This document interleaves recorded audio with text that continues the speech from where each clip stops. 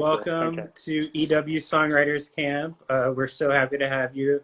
Hi, everyone in Thank the you. comments that's here. I'm talking to Vance Joy. Everyone say hi to Vance. Hey guys. Hey Marcus. Thanks They're for all having me, excited man. to see you. Oh, no, totally. We're definitely happy to have you. And of course, this is called Songwriters Camp. So, I mean, the first thing we usually ask is, when did you first start writing songs? Okay. Good. And I just noticed my connection, or at least on my end, went funny for a second. But I'm right near the portable Wi-Fi point, and I'm sitting in like Okay. a wheelie office chair in the kitchen. So we'll just let's see how we go. Yeah. So how old was I when I started songwriting? Yeah, sure. Yeah.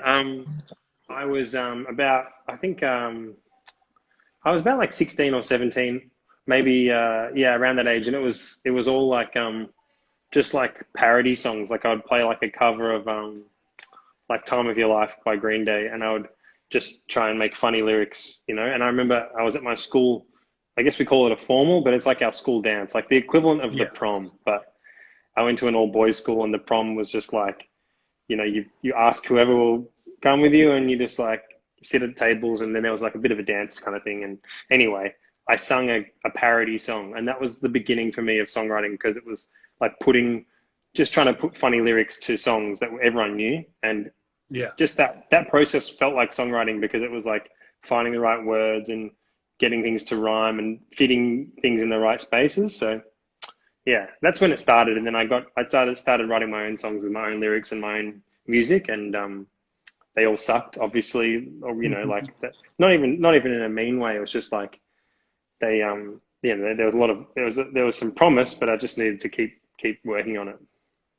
Nice. Did you do any sort of like talent show stuff? You mentioned like there was the formal thing, but were you sort of like developing it into like, I'm going to keep trying this out live? Yeah, yeah. I think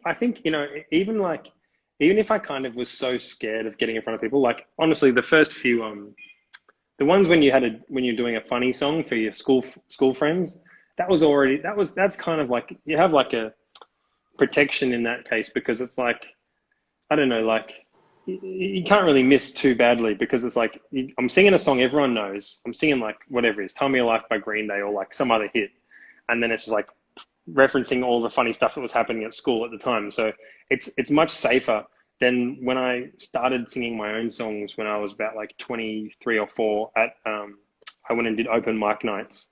There was a pub, Hmm. a bar that had open mic nights near me, and I put my name down, and that was terrifying, because that was like playing my original music.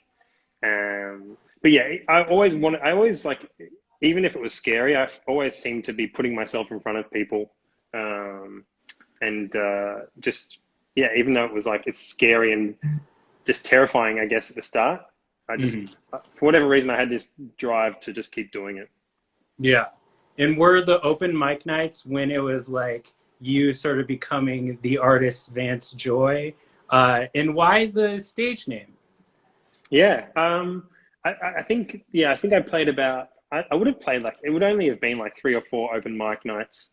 And then around that time, I was thinking maybe it'd be cool to have a stage name, partly because my last name, and so my name is James in real life, and my last name is Keogh, which is an Irish name, and it's spelled Keogh, and it's it's not that, I think it's quite a common name in Ireland, but it's a hard one to read and then pronounce and get right. So I thought I'll make Yeah. it simpler for people, more easy to pronounce. But also, a friend of mine from high school, he goes by the alias Chet Faker, and he Oh, was like, yeah.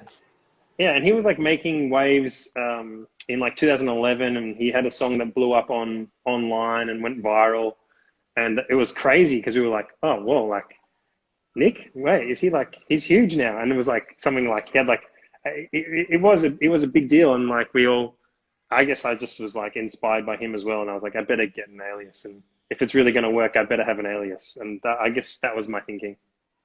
Nice. Oh my God. Was that song Gold? Was that the song that went Oh viral? yeah, like, oh yeah, he has a song called Gold, which is, yeah, that was huge. This is even pre that. like that was a song I think that really was like Hmm. compared to his first stuff, that was, you know, way bigger. But even in that first moment of him kind of rising into people's, you know, getting around and making an impression on people, he had a cover of No Diggity, and Oh that yeah, yeah. yeah, and he did that. He recorded that in his garage at his mum's house, and yeah, it just was popping off on blogs and stuff. So yeah, that was the moment. Yeah. That's awesome. One thing about your past too is you used to be an athlete, right? Yeah, yes, I was definitely pretty into sport. Yeah. So, is there any part of being an athlete that kind of prepared you to be a singer songwriter? Part of being an athlete. Sorry, go ahead. That prepared you to be a singer songwriter, whether it's like performing, songwriting, stuff like that. Yeah, definitely. I think there was an element of discipline required for football, and I think back to like even when I was in like towards the end of high school, I was trying out for the school football team, and just there was a few key moments, like obviously key moments in my life, in my storyline. Like to everyone else, it was just a normal day, but I just remember like just also just hate, like I know it sounds so weak, but like hating getting up really early, like the long like hardcore training sessions, like kind of like just like saying you'll do something and committing to it. And I remember Yeah. one. This is a story. I always tell this story to my, you know, whoever's listening, and my girlfriend and my family and stuff. But I remember I was before an important game, which was for selection in the high school, like the kind of top football team in the high school. I remember a game that was basically we're all getting selected from playing this game. And the day before, I was hanging out with a friend, and we were just mucking around on these scooters, like you know those like raised, like kind of the scooters that kids ride around today, those little metal Yeah. ones. And Yeah. I had an act. I went down. I was wearing flip flops, you know, flip flops. Hmm. You know these things. Yeah, I was wearing definitely. these. So Are those happy don't wear honest? these on one of the. No, they're not. They're Billabong. I didn't even go and get the cool ones. Whatever cool ones is, but these were bought recently. But Yeah. I was wearing like, I would have been wearing whatever, my Havaianas, I think I would have been. And unfortunately, I didn't realize how much of a bad idea that was, because went down this really steep hill on a scooter, and and like my thong like was my flip flop was like, I don't know, not placed correctly or something, and Yeah. it got the brake on the back of the scooter got so hot, and it was like on fire, and I couldn't put my foot on it, so I had to just go down this hill, and it was going down into like a T intersection with like traffic, and I was like, I'm gonna die, and I just was like going so fast, and I put my foot on the like the road, and I Yeah. like to stop myself, but it like cut up a bunch of my foot, and like my bottom of my heel was like peeled away, like so Oh, many layers of skin. It was like disgusting.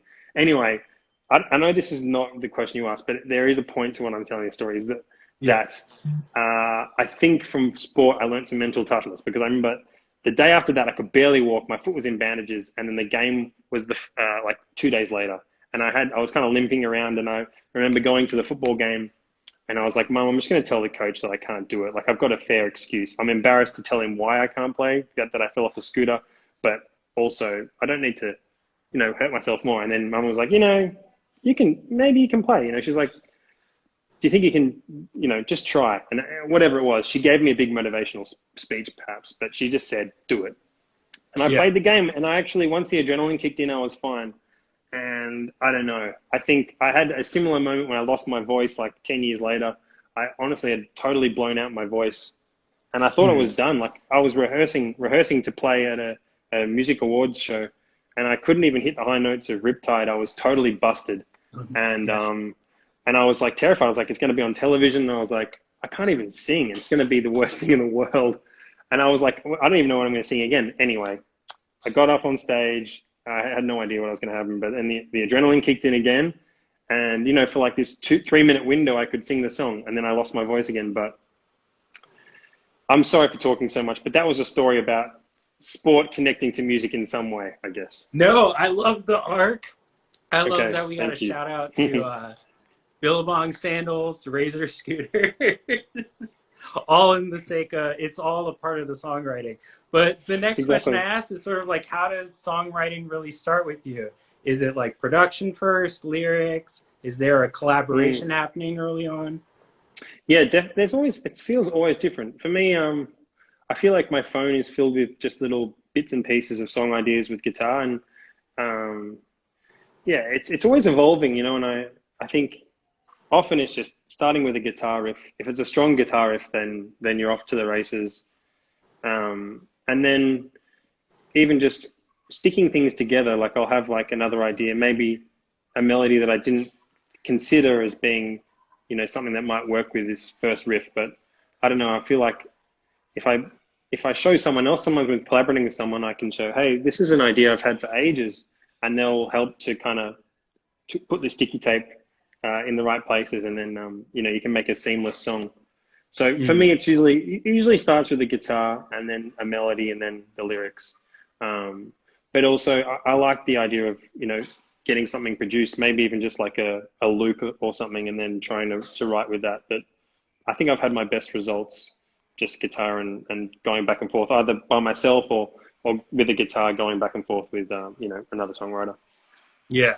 I want to remind the audience this is EW Songwriters Camp with Vance Joy. And I forgot to say, feel free to use the Q&A thing because I'll try and get some questions in from the audience a little bit later. But jumping ahead a little bit is like how has like performing live kind of impact your songwriting? Because once you get your sort of artist career going, Mm. you get to see like the reaction of people hearing these songs, and so I wonder, like, having that experience, how does it change then making new songs? Yeah, that's a good question. I think it's funny, like there's some. I feel like some of the easiest songs when we go into the studio are the ones where you've written the song and then you've had to go on tour for like a year, and you just because you're excited to play a new song, you work the song up with your band, and you like figure out a bunch of parts, and you kind of always, you know, developing it on the road and playing it, and then by the time you get into the studio, it's like, oh yeah, we know all the parts of this song. This is what the keys do. This is what the bass line is. This is like harmonies, and it's all so easy to do, and you don't have to kind of figure it out and crack the code quite as much. Yeah, Also, cracking the code in the studio is a really fun experience because you'll just be like, okay, this is what I play on guitar, and you know, my drummer Ed will be like, how about this drum beat? How about this drum beat? And it will kind of, when you finally figure out the right way to dress the song up, it can be really fun and rewarding.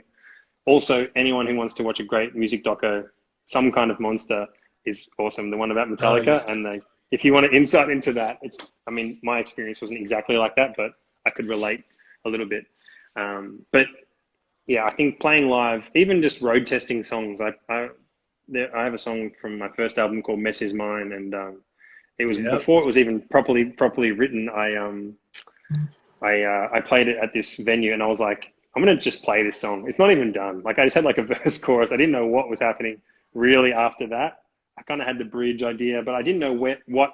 Basically, I had three cool parts. I didn't know where to put them, but I just played it live in, I think it was in Minneapolis at this nice venue. I remember they had really good steak and after the show, and I played it, and the crowd gave me a good response. You know, I think that I may have lost them about halfway through the song because I didn't know what I was doing, but I think at the start, the reaction I got at the start also gave me this encouragement. I was like, oh, I felt good about this song, and I got that feedback, and it made me. I guess it's a motivating thing as well.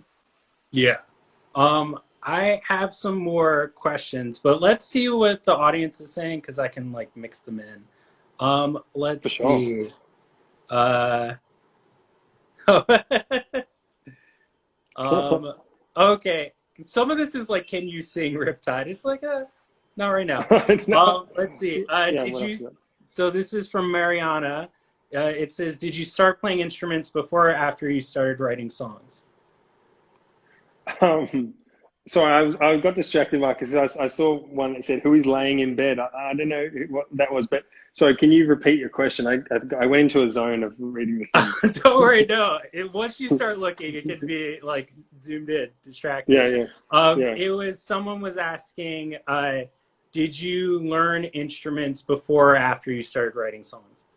Oh, yeah. I learned instruments first, and I think took a while for me to really get addicted to playing guitar. But my dad was very kind of he kind of like kept making me, or kept, he bought me a guitar when I was 11, and then I was like, okay, I did some lessons, and I kind of didn't like lessons, and then he kept coming back to me, like he was like, I got you booked lessons, and he was kind of always kind of pushing me, gentle but consistent pushing of me to learn an instrument. So I eventually got addicted to guitar when I was 14 or 15, playing my favorite songs. And then, yeah, once you can play guitar and sing at the same time, it really just opens that door to songwriting, I think.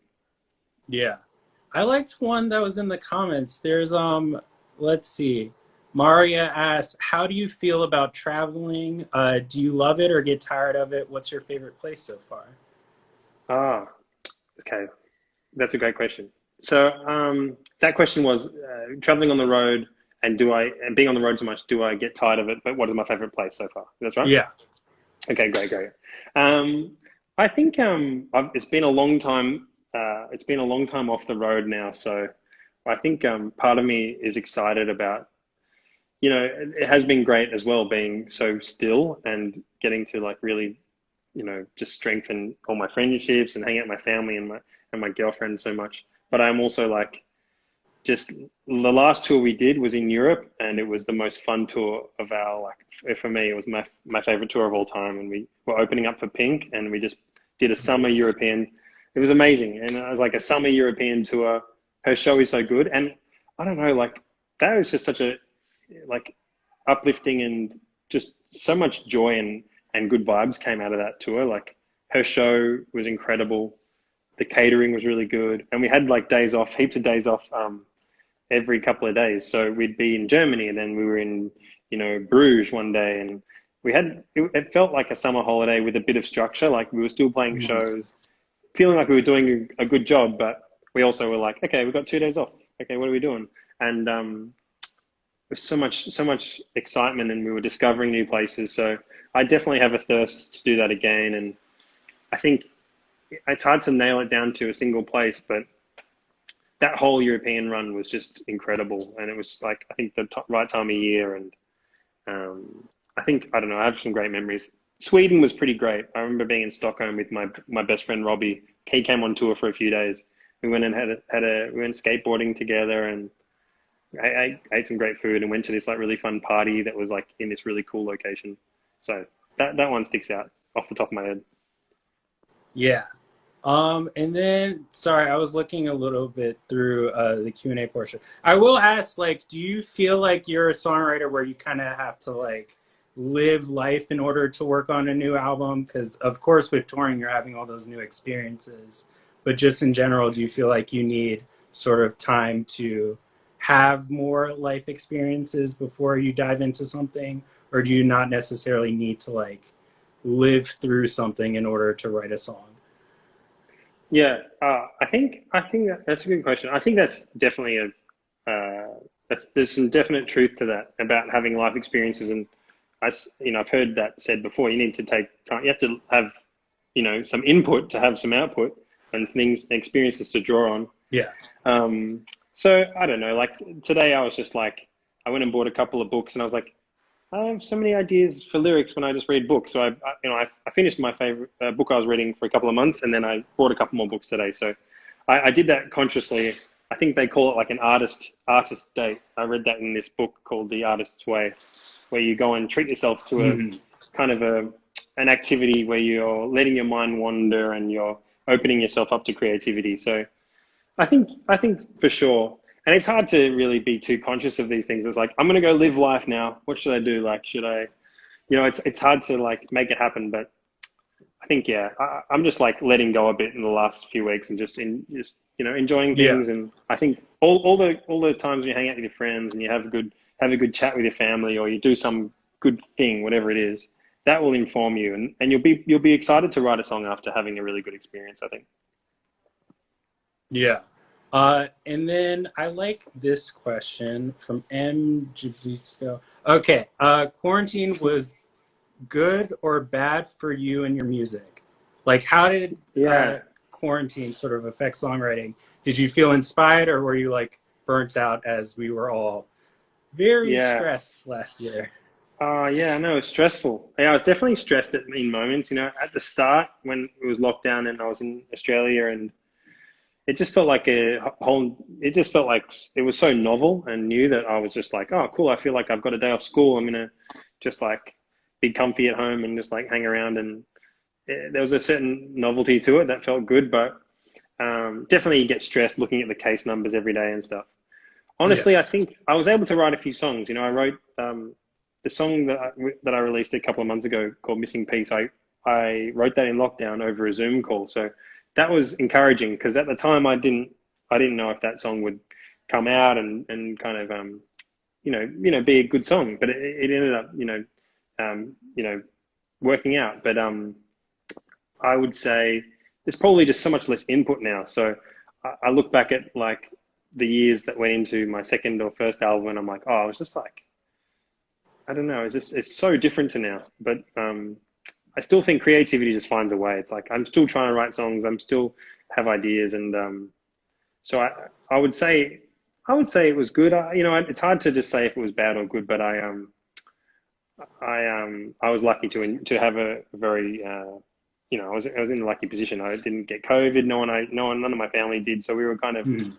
insulated from a lot of the kind of difficult stuff. Yeah. And one thing about Missing Piece too is that it sort of premiered on Grey's Anatomy. Were you aware of like the history and the weight of getting a song placed on that show in particular?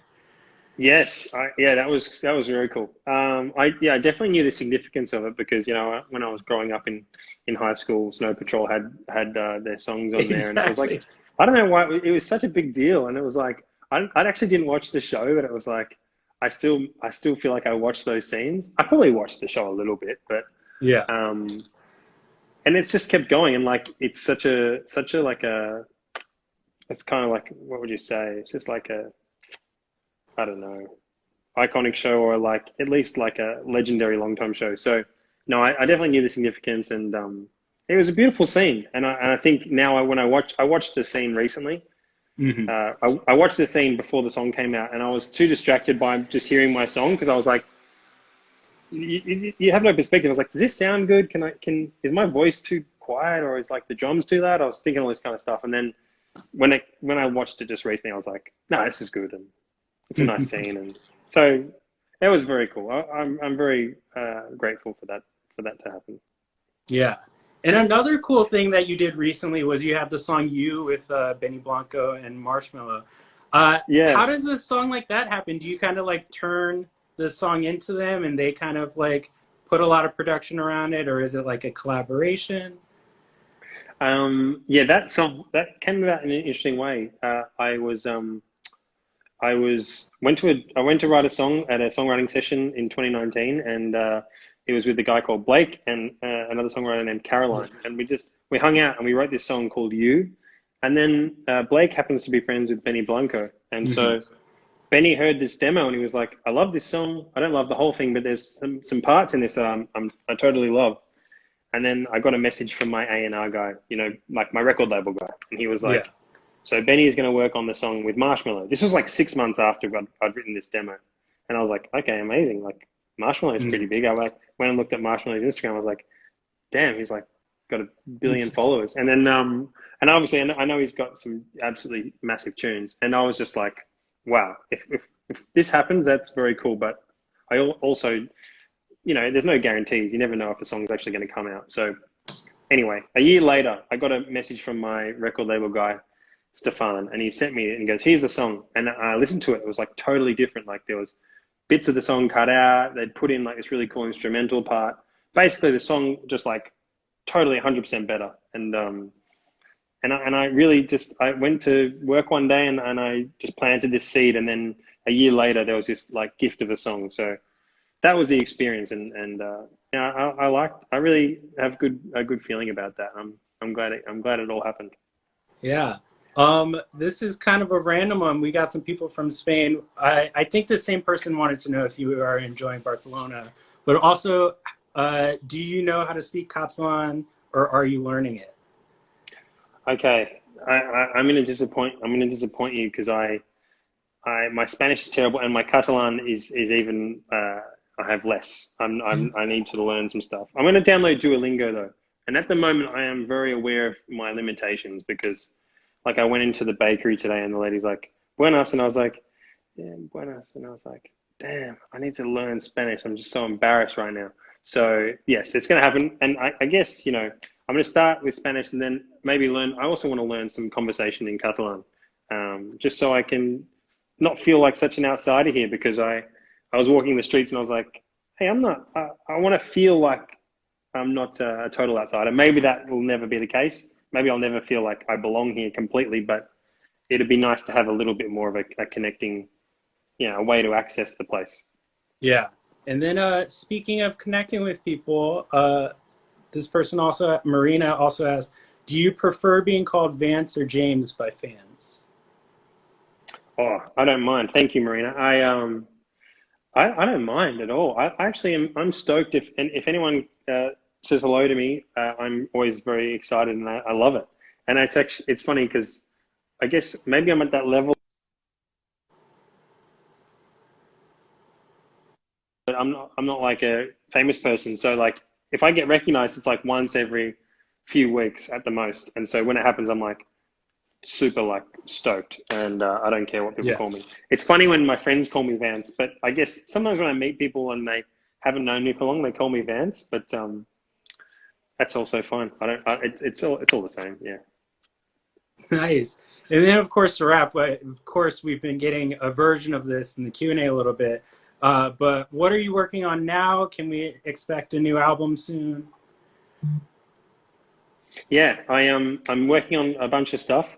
Working on songs that I've already written, but just like getting the production right and getting mixes done, which is a funny long process. Like you listen to a mix, which is just like getting all the levels. Like it's like the bass up, bass down, drums up, drums down, voice high, all this, every little detail you can kind of tweak. And then after a while, you just lose your mind. You don't even have a perspective on the song. So I'm just doing that with a few songs, and then and still writing songs. So I'm doing some Zoom songwriting sessions here and there, which can have in my experience can work for songwriting, but also just working on stuff by myself. So I would say early next year, I'm hoping to have everything wrapped up. I've got about 6 songs that I really like so far, so a promising start for sure. Nice. And any sort of touring plans or more interactive shows? I'm seeing a little bit of that in the comments as well.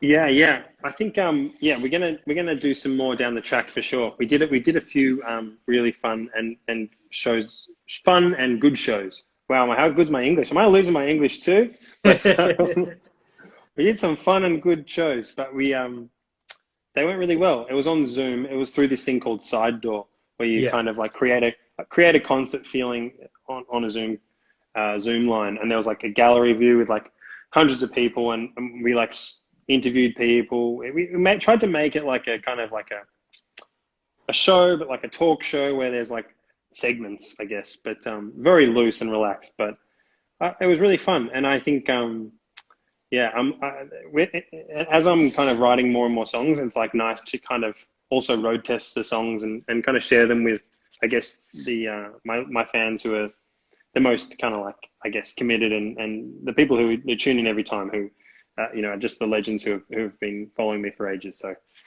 the answer is yes, we'll do more. Amazing. Well, thanks again, James. And once again, this was EW's Songwriters Camp with Vance Joy.